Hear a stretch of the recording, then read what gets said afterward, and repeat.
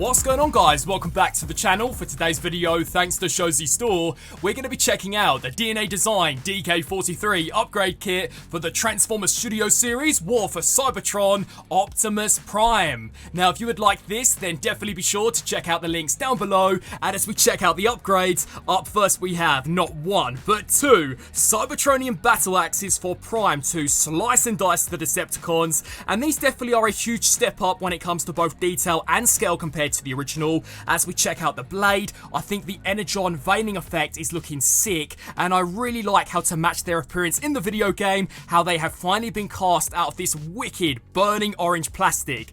The only downside I have found would be the process you have to go through when turning this from a single-sided blade into a double-sided one. So for the first step, you are supposed to take this back blade and begin sliding it down, but check this out, it does slide clean off the mushroom peg. Now, I know to some of you guys this may not be a huge issue, but this isn't even the only quality control issue that I have found with this kit, and when you consider that this retails more than the actual Optimus Prime itself, I think this sucks. Recently, I have definitely noticed kind of a downturn in quality when it comes to some of these upgrade kits by DNA Design, and it's such a shame. So I am hoping that when it does come to QC going forwards, this is definitely something which hopefully they can improve upon. But for the next step, you are then going to want to split this directly down the middle, and bang, there it is, fully transformed into its double-bladed mode, and it looks wicked. I really like the kind of singed effects that we have more towards the base of the blade, so definitely an improvement in terms of the way it looks. It really is just a shame that at the end of the day,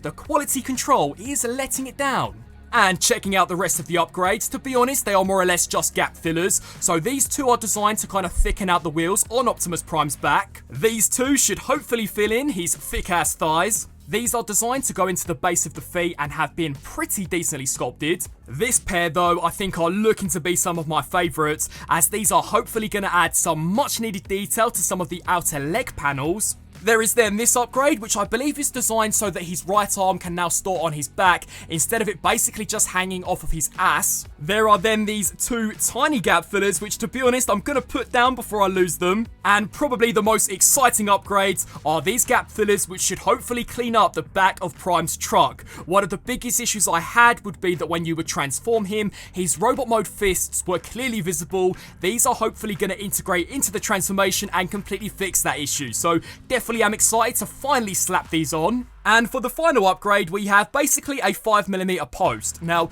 this is designed so that now Prime can finally hold his Ion Blaster, instead of it basically just being a swap out piece for his right arm. So, much like we've seen from the most recent Gamer Edition Starscream, in terms of its integration, you are going to want to whack out the Ion Blaster. This will then slide through this gap, and that circular port should hopefully slide very nicely into that tab. So, just snap that in there, and to be honest, the integration is more or less seamless, although unfortunately, it is crap. It doesn't work at all. The second you kind of peg this into Prime's hand, it is quite literally swinging around like there is no tomorrow, and that sucks. Much like the QC issue that I had with the Energon axe, how on earth this slipped through DNA Design's quality control is just completely beyond me, because let's all face it, guys, it is basically a pointless release. I imagine you could maybe thicken the tab up with some floor polish, but at the end of the day, I have paid for this upgrade kit for it to do exactly what it says on the tin, for it to upgrade. Again, DNA Design definitely need to pull their finger out fast when it comes to their quality control.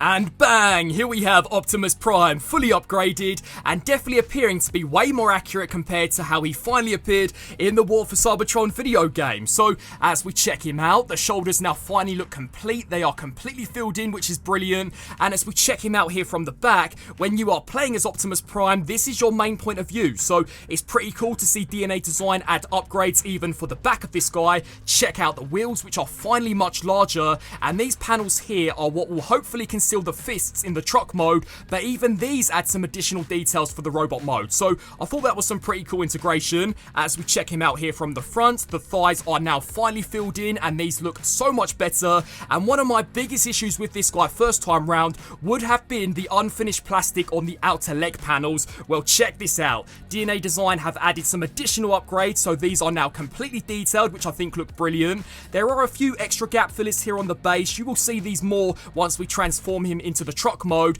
And then finally, as we check him out here from the back and lift this panel up, he does include this additional attachment. Now, this is so that his right arm, when detached, can be stored inside the backpack instead of just hanging off his ass, which I definitely think looks better. The only downside to this is that unfortunately the tolerances are again slightly off. So 9 times out of 10, this does have a tendency to kind of pop out. My suggestion to you guys would be definitely to add a tiny bit of super glue onto it, because if it does fall out 9 times out of 10, unfortunately it's more than likely going to be missing. So definitely some decent upgrades here for the robot mode. I think he now mostly looks perfect. There aren't any issues here that I think DNA Design could have fixed even more. I think he's looking brilliant, especially when it comes to those additional tires on the back.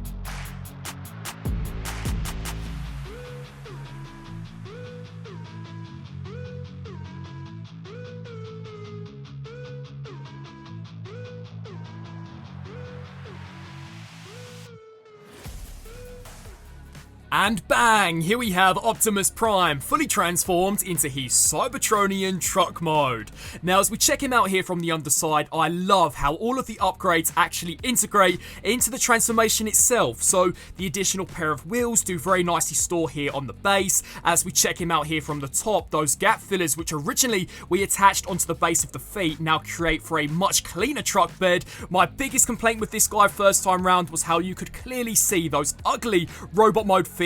Well, DNA Design have added what Hasbro should have from the start. When you are playing as Optimus Prime in that War for Cybertron video game, this is your main point of view. So it's wicked to see this figure now completely reflect what we actually saw in that video game, and the details are looking sick. It would have been great had maybe this panel slightly further compressed inside so that perhaps it could have lined up with this, but to be fair, I think they've done a pretty good job with what they had to use. The only downside to these again would be they do detach a lot easier than I'd like, but I'm going to be honest guys, I'm quite happy with how these look in both robot and truck mode. So after this review, whilst I shouldn't really have to do this, I will be adding some super glue just to permanently attach them onto the figure, because without any doubt at all, despite their flaws, they look 100 times better than the original Optimus Prime release.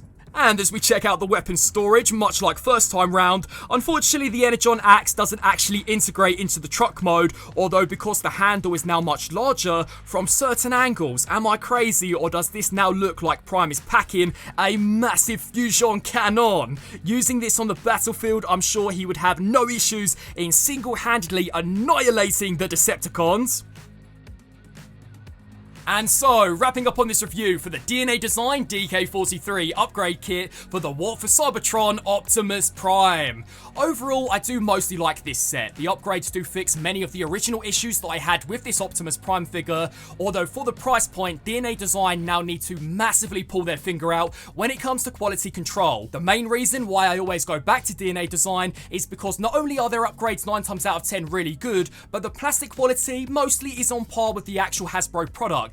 I know that I could probably find a very similar upgrade elsewhere for considerably cheaper, but to be honest, I can never trust the plastic of that, which is why I do go back to DNA Design. But recently, I'm not sure if I'm getting bad luck, but some of the quality issues that I've encountered with their sets, I think are easily avoidable. I know the mushroom peg sliding off the Energon axe is not a huge deal, but for an axe which does come in a pack, which does retail for $40, I would definitely not expect to see that, and it straight up sucks that he cannot hold his own ion blaster despite the kit coming with a 5mm post, which has been designed specifically for that function. I just think that is so slack on the part of DNA Design. And then when we transform him into truck mode, whilst everything does integrate into the transformation very nicely, the back panels, whilst they look great, they do detach way easier than I'd like. Now, as I mentioned, I will be adding some super glue onto them, but I really shouldn't have to again for an upgrade which does retail for around $40. So going forwards, I definitely think DNA Design either need to bring their price down, because just as it is, even if the QC issues weren't a thing,